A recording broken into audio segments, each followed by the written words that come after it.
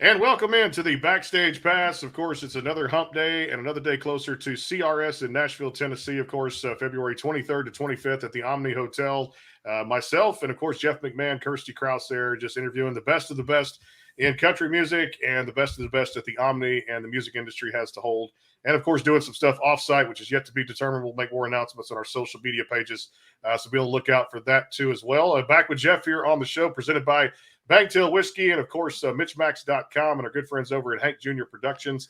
I followed this girl in season 9, and I said, you know what? She's got superstar written all over her. Northwest Ohio native, and of course, calling Nashville home now. But a powerhouse vocalist in country rock. She can do it all. Crystal Bowersox to the program. My friend, what's going on? Hey, not much, chilling in Nashville. Being mom. It's like a safety blanket, Safety blanket. It's cold down here. Yeah, Jeff told me to pack layers. I got suitcase ready to. Yeah, it's going to be getting there. Hadn't been in the Northeast in a while. Hey, let's talk about that journey, no doubt, and the love for music, early age. I mean, you told that story on Idol, no doubt about it, and it's just awesome to hear the energy and the emotion. And people can come from all different walks of life and find themselves going through turmoil at some time, turn to music and get themselves out of it and be a changed person. For you, kind of tell that story, I guess, leading up to Idol, and then, of course, when the program ended. Oh, man, how much time do we have? So I moved to Chicago when I was like 17, 18 years old and just embarked on this wild journey into adventure world. And, and I found myself as a single mom in 2009. And so I ended up going back to Ohio, and a friend said, hey, Idol auditions are coming through. And so when my son was about 5 months old, I went, I gave it my all, and ended up all the way at the finale. And my intention with it was never to reach fame or fortune or all the glitz and glam and all that. Are we allowed to cuss? We can. Go ahead. And all that shit. Sorry. But it was really just to give my son stability. That was my goal in all of it. And we've achieved that. And I'm really grateful for that. So, leading up to now, I released an album right after American Idol. And then I did another one on an indie label. And I self-released a live album, which maybe a lot of people don't know about, but I feel like it's my favorite. And then I just finished up a studio album at the end of 2019, produced by Billy Harvey, and worked with so many amazing names on that one. And it's called Hitchhiker. Mm-hmm. And I'm very, very proud of the record. So that leads us to now. And I can tell from the show, even before that and even after, you had the heart set on music. I mean, nothing was going to stand in your way. Like I said, the story was beautifully told there. And I mean, you busk in the streets of the city of Chicago, subway platform, Chicago, and of course things like that. But you had a lot of different cultural backgrounds that kind of helped, to me at least. I get the point, is to help perfect your sound on a lot of your music you put out, because you could go a lot of different ways with a lot of different genres of music.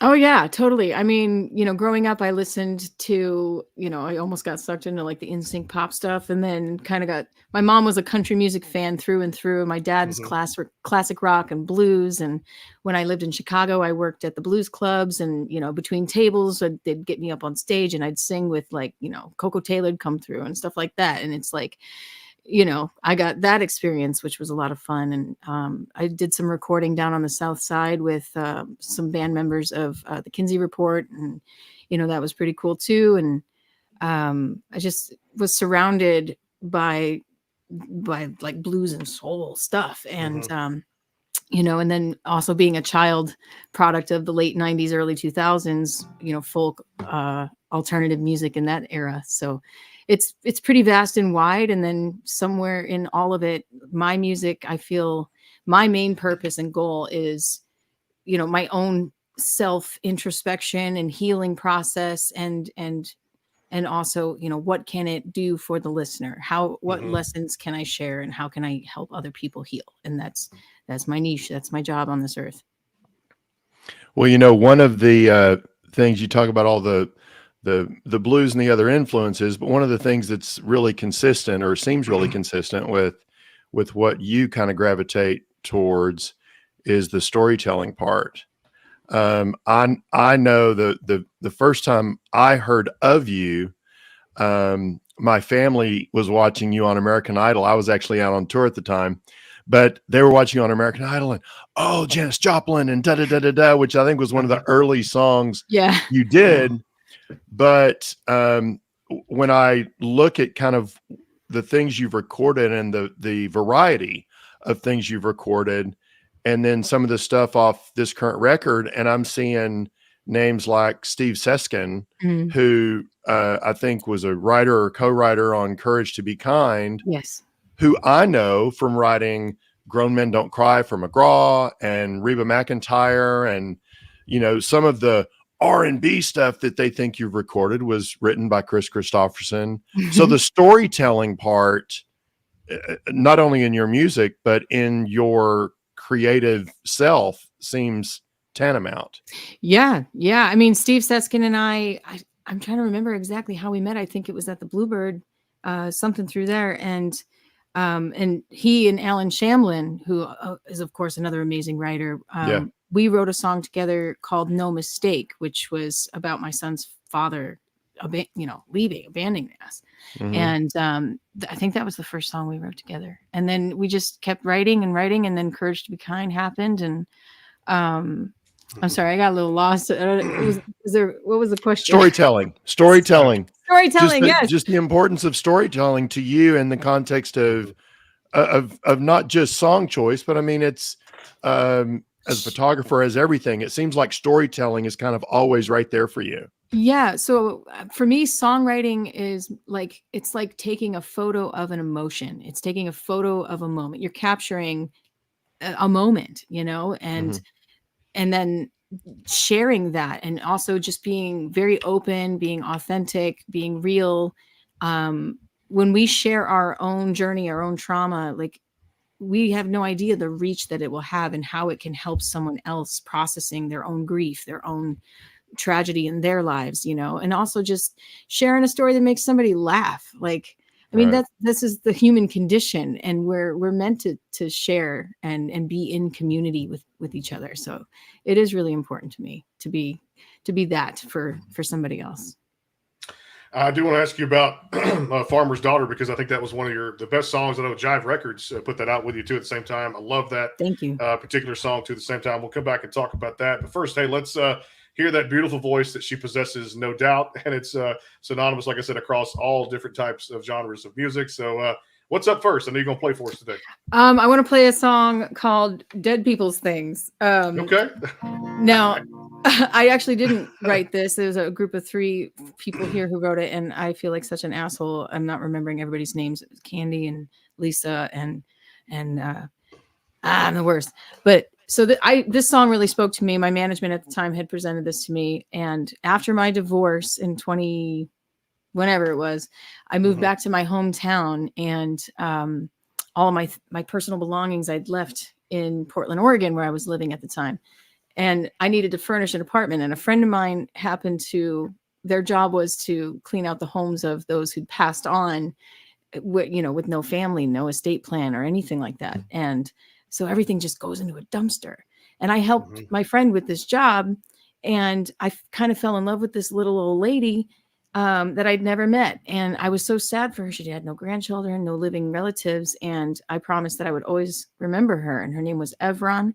And this song really, really captured that feeling for me. This is called Dead People's Things. Here we go. When you broke up with me, you took all of our shit. Now I have no money and nowhere to sit. I found an old couch on the curb late last spring. Now I'm starting over with dead people's things. I go to thrift stores, estate sales, and auctions. I take home what people can't take in their coffins. When I look around here, it's weird to think that my house is full of dead people's things.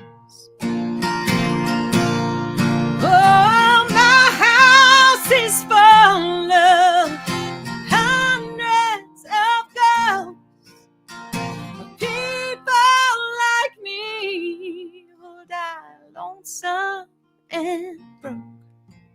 So I keep buying paint to cover the pain till I come back to life like these dead people's things.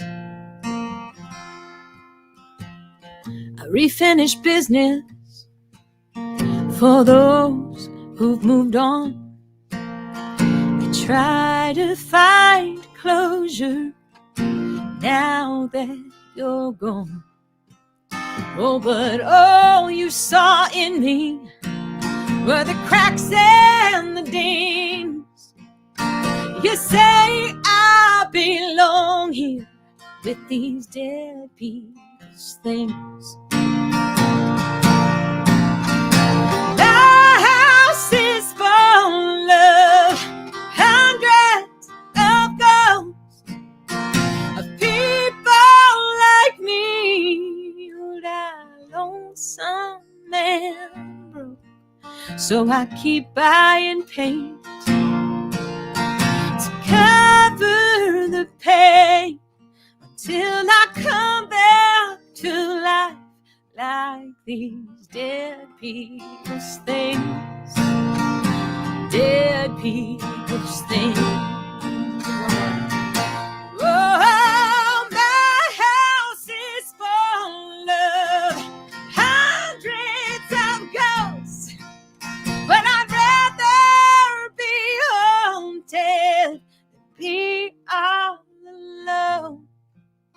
So keep what you took from my heart to our rings, 'cause it all winds up as dead people's things. Yeah, it all winds up as dead people's things. The Bangtail pour is comprised of a sweet corn mash base. The front has a subtle sweetness and not too sharp. It has notes of a medium char or white oak for a smoky flavor in the middle, and the tail has a super smooth and warm finish.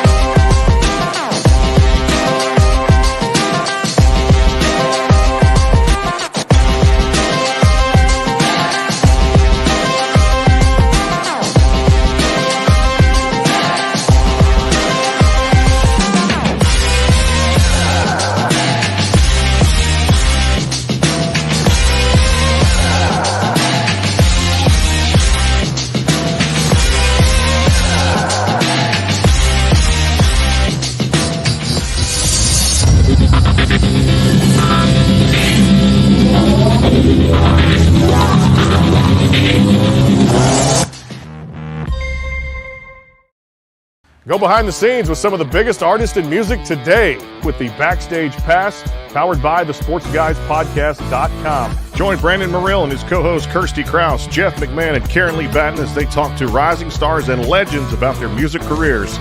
Listen to their latest tracks and learn fun facts about the men and women behind the music you love. And be sure to tune into the Backstage Pass Monday through Friday from 3:30 to 6:30, powered by the SportsGuysPodcast.com. And welcome into the Backstage Pass. That's it. It's a grand slam of sports and music, and you can't go wrong. That's rich vocals right there, man. She just digs deep into what she does, and a fantastic performance. Dead People's Things. Crystal Bowersox joining us here on the Backstage Pass off the new album, Hitchhiker, which came out at the first of the year, again, presented by our good friends over at Bangtail Whiskey, MitchMacs.com, and, of course, Hank Jr. Productions. I tell you, that album, I've talked about this so many times, is fantastic. Tell me about this one in particular, The Storm, and you really showed everything, emotions and things and personal experiences and things that you've gone through in life to tell it in the song, like Jeff was saying. Great storytelling. Tell me about The Storm. Well, this I knew there would be interviews about the song, and I wasn't sure that it was something that I would ever want to actually talk about. But I will talk about the session Mhm. because it was powerful. We recorded at Sound Emporium Studios here in Nashville, and Juanita, what's up, Juanita? I love Juanita. Um, and on the day we did the background vocals, the group of women, I invited 40 of Nashville's most badass ladies. Some came in from Florida, some came in from the other side of the country, and it was a large group of gals. And I had the idea at the end of the day. We had gotten everything we thought we needed, and I just had this idea to ask the women to share parts of their own stories of abuse and things that had happened to them. And everybody was kind of like, well, I don't know. And so the way producer Billy Harvey made it so that everyone could, maintain their privacy and anonymity. I always, that's that word. I do too. We set up one mic in Studio A, the big live room, and everyone stood in a circle, and we just walked slowly in a circle. And every time a woman passed the mic, she'd tell a little bit of her story. And so that was how we captured the lines at the end of this song. And then listening to it, it was just absolutely heartbreaking. And it's just my way of like, I guess, reclaiming my own voice. Because so often victims of sexual assault and all of that stuff are silenced or don't feel like they can come forward and speak about things publicly. And I am very much in the mindset that you do not need to protect an abuser. So that is that's where the storm came from. But JJ Johnson on drums just knocked it out, and we had Audley Freed on guitar. Like it was a big recording and big feelings. And for me, it was like I just needed it. I had this rage inside. I had to get it out, and and that's what I did. That's what I did. Well, I think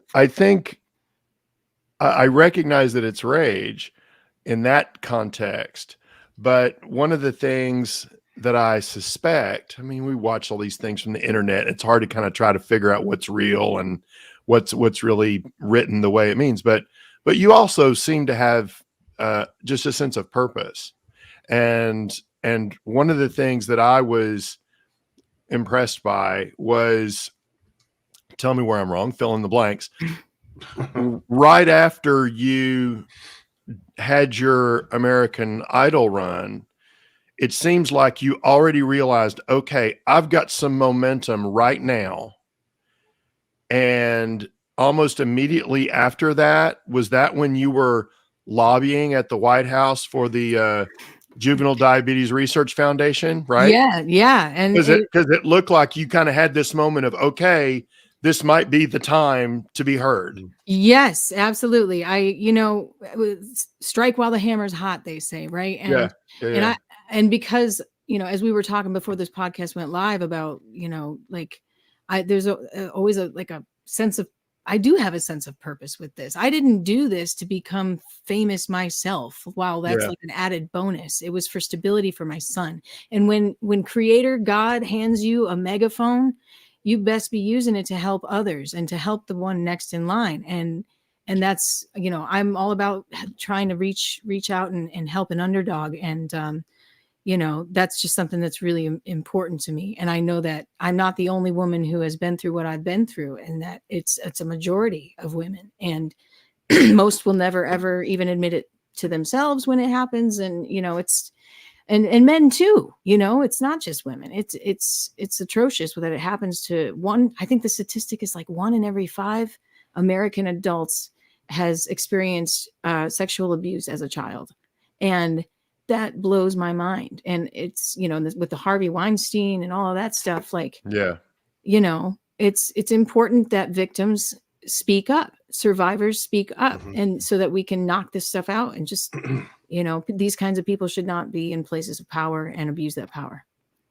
Yeah, I love that. And you take so many great things, like you mentioned that type 1 diabetes and advocate for that. And of course, I love this song, and it's on the album Hitchhiker. And I thought it was a great story to tell. You'll definitely tell it way better than I can probably listen to the song and try to explain it. But Courage to Be Kind is something you guys included on Hitchhiker. There's a special story, I know, Crystal, with that song. Tell kind of the listeners and the viewers where that came from. Yeah. So Steve Seskin and I were sitting at my kitchen table, and this was back in 2017. And we were just trying to process the news. And it seemed like every other day there's some mass shooting, and there's just people hurting. And we were getting pretty bummed out about it. And we thought, like, well, let's look for the stories that have a positive twist, where there's the silver lining. Let's really try to look for the good in these stories. And what we ended up coming up with, and we went over lots of different news stories, but the synagogue in Texas, and it being next to a mosque. Someone, had gone and burnt the mosque down, and the people from the synagogue said, hey, come worship here. You can use our space. And this is like an ancient, historic, like, rivalry and hate there typically. And it was such a beautiful thing to see that courage to reach beyond that and in community. And then, of course, the church and whatever the guy's name, Dylan, whatever, but I don't even Dylan Roof. I was trying not to say it because he doesn't deserve it, but got it. But the mother of one of the victims, the very next day, had gone on the news and through her tears forgave the shooter. And I don't know that I could do that. And I just thought that, like, wow, what kind of courage and strength that it must have taken her to come to do that through her pain.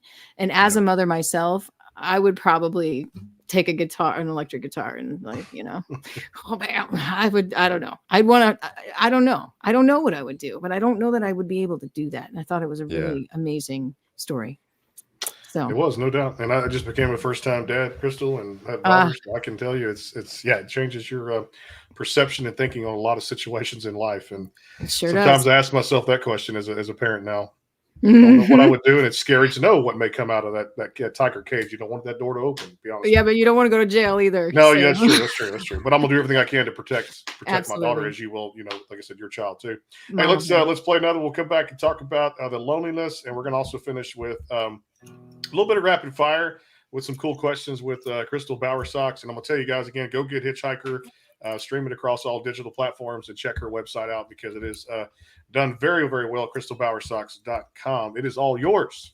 Thank you. All right, I'm going to play Hitchhiker. This is the title track.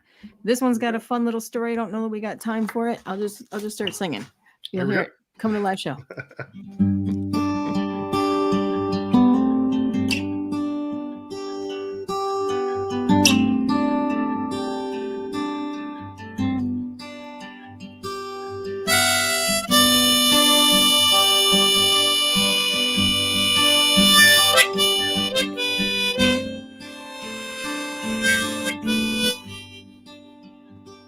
I saw him walking somewhere in Utah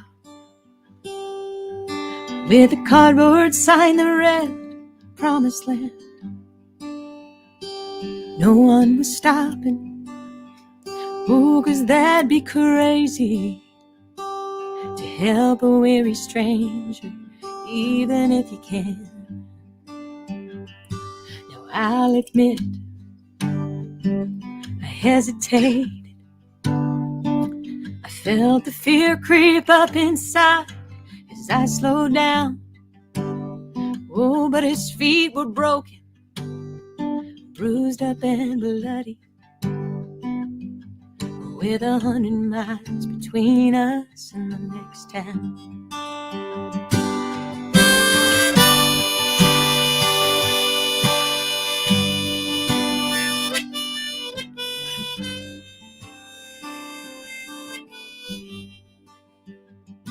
When I pulled over, Lord, he came running, hoping my four-wheeled ship could sail across the land. I said a silent prayer right then and there. He said, God bless you, man. Hello, my name is Dan.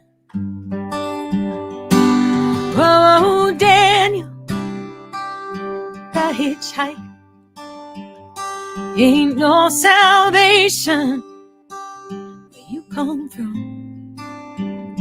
Tell me your stories and I will listen, 'cause we're all trying to find a place to belong.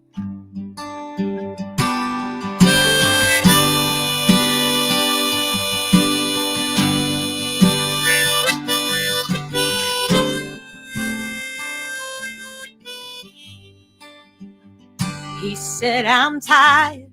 I'm so tired of building castles, ooh, just to have them ripped apart by a jealous hand.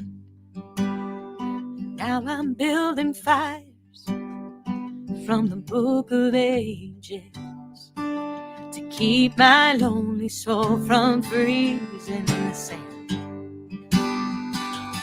Oh, Daniel, the hitchhiker. Ain't no salvation where you come from.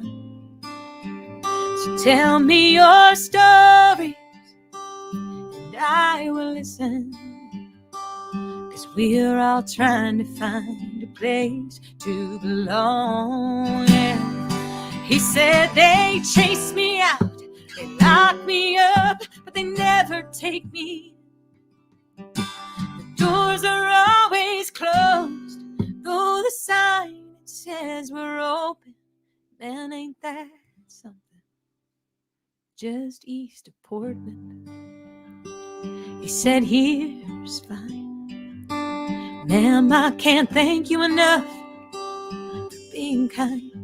And as I drove away, I wish that I'd have thought to say he'd always have a place in my mind. Oh, Daniel, the hitchhiker. Ain't no salvation where you come from. So tell me your story and I will listen, 'cause we're all trying to find a place to belong. Oh, Daniel, the hitchhiker. Ain't no salvation where you come from.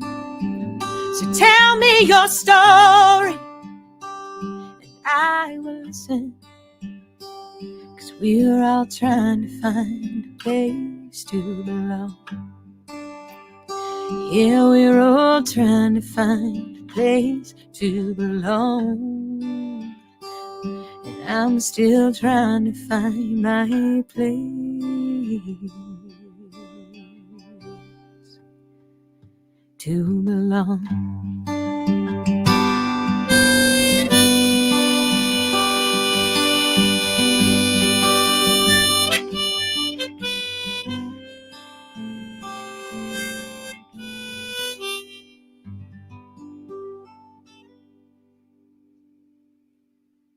The Bangtail pour is comprised of a sweet corn mash base. The front has a subtle sweetness and not too sharp. It has notes of a medium char or white oak for a smoky flavor in the middle, and the tail has a super smooth and warm finish.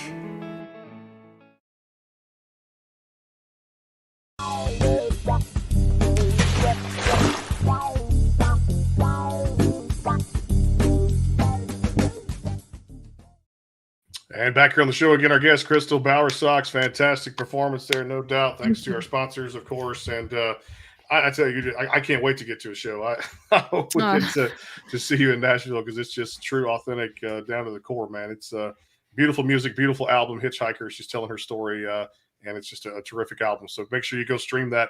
And, of course, check out crystalbowersox.com. Hey, we love to do this thing called Rapid Fire. I'm going to throw 2 or 3 things at you. Jeff, you got something before that. Go ahead.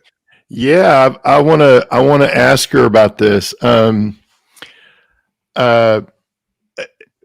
I was on tour, I had an opportunity to perform with Elton John. Oh, wow. That's amazing. Well, it was amazing, but the real thing that was amazing was before I was on tour, before I was doing any of that, I had an opportunity to meet him and get his autograph before I was ever playing music professionally. Nice. So when that came back around, that really made a big impression. You have an autograph on one of your guitars. Yeah, I do. So talk a little bit about that, because I know that she's been a big influence on you, and you've had an opportunity to work with somebody that you've admired for a long time, right? Yeah, absolutely. So the date was 8/8/08, and my son was but a zygote in my belly, and I had no idea where life was taking me at that point. I just knew that I was preggers. My kid's dad left, and I had Bill Ludwig of Ludwig Drums. You know, he had sold the company, but he heard me singing in the subway, and we'd become pals. And he said, "Hey, you know, Melissa Etheridge is coming to town. I know her drummer," and he got me backstage passes. So she signed my guitar, and that 8/8/08, it's like infinity, right? Right. And then a year later, I'm on the audition, and her daughter Bailey said, "Mom, that's your autograph. This girl has a The guitar." Idol auditions. Yeah, and it Yeah. was like the first one with, you know, Simon Cowell and all that stuff. And her daughter recognized the signature, and then Melissa was performing on Dancing with the Stars one night, and the studios are in the same building. So she made it a point to come and say hello to me. And I couldn't even believe it. I was just like, I couldn't believe it. And there's no way she would have remembered me. You know, you meet so many people, but she was so kind and so generous. When we went on the Idols live tour, she let my son and his caretaker stay at her home. And, you know, she didn't know me from anybody. And it was just, you know, that kind of openness and kindness really just showed me a way that I want to be. And she's, you know, gone on to be very kind. I was on the cruise that she's been doing for the first like 4 or 5 years. And she's just been nothing but generous when it comes to helping me out in my career and talking about me and stuff. And then she gave me the guitar that I used. Wow. I performed one of her songs on Idol, and she just said, "Yeah, keep it." And that's this one. There's my Right girl there. right there. Yeah. Yeah. I love it. So I Good play it all the stuff right time. Good stuff. Hey, I got a little food beverage question here. So I guess when you're having one of those rough days, what's the Crystal Bowersox go-to food and I guess beverage too? Coffee and egg bites. Two simple things, no doubt. I'm a simple lady.